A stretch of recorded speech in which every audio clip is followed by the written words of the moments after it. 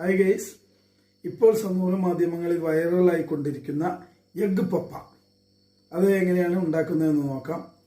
വെളിച്ചെണ്ണ നന്നായിട്ട് ഇങ്ങനെ ചൂടാക്കി വെക്കട്ടോ. അതിനുശേഷം ഇതാ ഒരു പുഴുങ്ങിയ മുട്ട അതിനകത്തേക്ക് ഇടാം. ഇട്ടതിന് ശേഷം ഒരു കോഴിമുട്ട പൊട്ടിച്ച് അതിലേക്ക് പാരാം.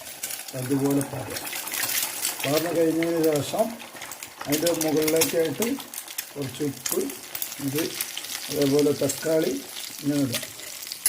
ഇട്ട് കഴിഞ്ഞ ശേഷം കുരുമുളക് പൊടി, നേർപ്പിച്ച കുരുമുളക് പൊടി, കുറച്ച് ഉപ്പിട്ടിട്ട് എഗ്ഗ് പപ്പ നമുക്ക് റെഡിയാക്കി വെക്കാം.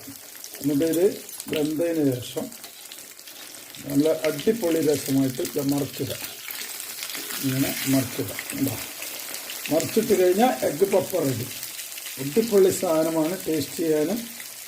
ഇതിന് വെന്തതിന് ശേഷം നമ്മൾ മുറിച്ച് ടേസ്റ്റ് ചെയ്യും.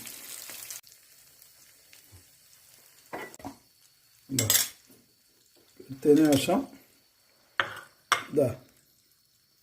ഇതാണ് നമ്മുടെ വിശിഷ്ട ഭോജനമായ എഗ്ഗ് പപ്പ. ഭയങ്കര ടേസ്റ്റായിട്ടത് കഴിച്ചാൽ പിന്നെ നിങ്ങൾ ഒരിക്കലും ഒഴിവാക്കില്ല.